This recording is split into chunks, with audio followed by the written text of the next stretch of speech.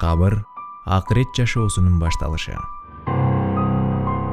Кабыр – пенде биринчи жолу жалгыз кала турган ары караңгы, ары тар, ары суук, коркунучтуу жай.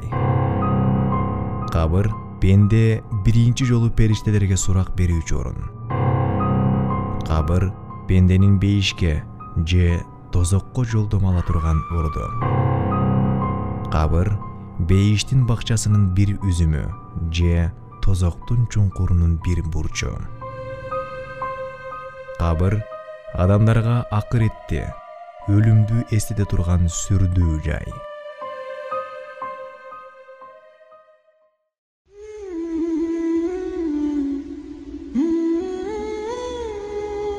Кабыр жашоосу, андагы азап жана жыргал ар бир мусулмандын ишенүүсү важип болгон акыйда маселесине кирет. Куран жана хадисте кабыр жашоосу тууралуу көптөгөн далилдер айтылган. Кабыр азаптарын адам менен жиндерден башка баардык жан жаныбарлар угуп, туюп, сезип турат. Кайыпка ишенүү ыйман негиздеринин эң маанилүүсү. Анткени ыйман түрктөрүнүн баары кайыпка ишенүүдөн турат.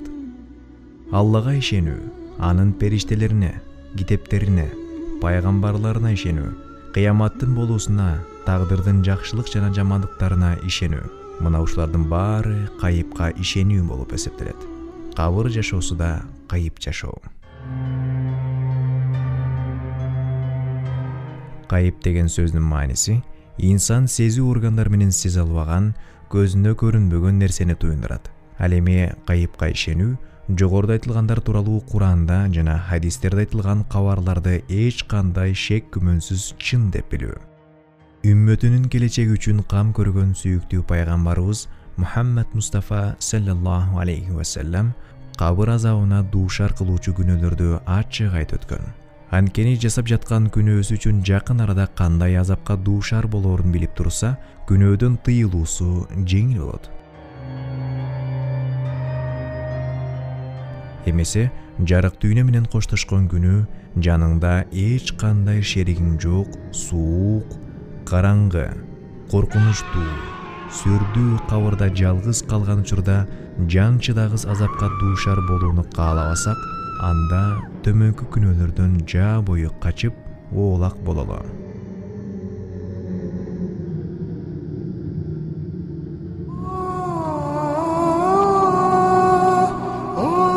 Биринчи, ушак кылуудан сактаналы. Ушак эки адамдын ортосуна от жагуу үчүн алардын сөздөрүн бири-бирине ташып жеткирүү. Экинчи, гыйбат кылуу. Кайсы бир адамды ал өзү жок мезгилде башкаларга анын кемчилигин айтып жамандоо гыйбат болот. Ошол адамда тиги айтып жаткан жаман сапаттар болсо да, баары бир анын айтканы гыйбат болуп эсептелет. Үчүнчү, заарасынан тазаланбоо. Daara tuşatuуда заараны кийимге чачыратпоо керек. Ошондой эле daara тушаткандан кийин заараны кийимге жана денеге тамчылатпай тазалоо зарыл. Төртүнчү, зына кылуу. Никесиз эркек менен аялдын жыныстык катнашы зына болуп эсептелет. Жат эркек менен аялдын жалгыз калуусу, бири-бири менен зарылчылыксыз сүйлөшүүсү, дене мүчөлөрүнө кызыгуу менен кароосу жана башка учурлар зына кылууга себеп болгондуктан мына ушундай иштерден сактануу зарыл. Бешинчи, сүткорлук кылуу. Акча берип, аны үстөк пайыз менен кайтарып алуу сүткорлук болуп эсептелет. Берилген нерсеге аз болобу, көп болобу үстөк кошулса болду, ал сүткорлук болот. Учурда сүткорлуктардын көптөгөн түрлөрү бар. Банктардан берилчү кредиттин баардык түрлөрү, күрөөгө үстөк төлөө менен акча алуу жана башка ошол сыяктуу маселелер сүткорлук болуп эсептелет. Сүткорлукта акча берүүчү да, алуучу да күнөөкөр болот. Алтынчы, жалган сүйлөө.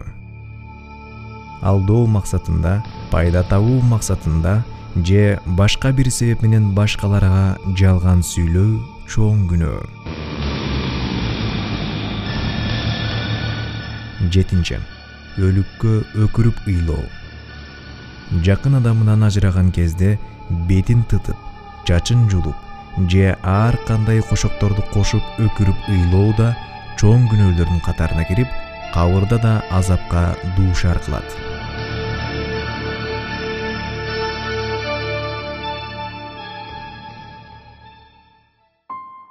Акырында айтарыбыз, болор болбос дүйнө кызыкчылыгына берилип, жогордагы күнөөлөрдү жасап кабыр азабына дуушар болуп калуудан сактаналы.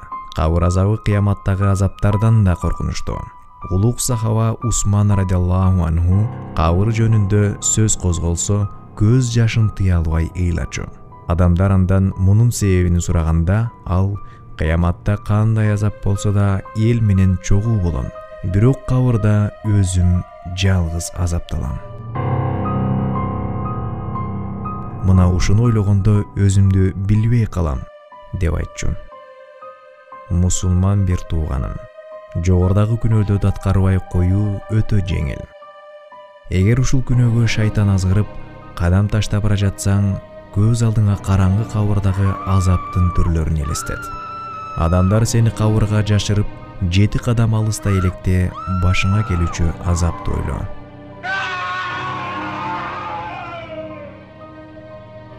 Эгер буга чейин мындай күнөөлөрдү жасап жүргөн болсоң, дароо, дагы бир жолу кайталап айтам, дароо тооба кыл. Аллах Таала тообаны кабыл кылат, күнөөлөрдү кечирет, тооба кылган адамды жакшы көрөт. Аны кабыр азабынан да, кыяматтагы азаптардан да куткарат. Күнөөңө тооба кыл. Экинчи, аны кайра жасаба. Алланын алдына таза бар. Кабырда бейиштин жытын жыттап, акырет жашоосуна сапар ал. Макала Бейиш гезитинен алынды. Макаланын автору Султан Ташматов, ал эми көркөм окуган Акчолтой Аскарали болом.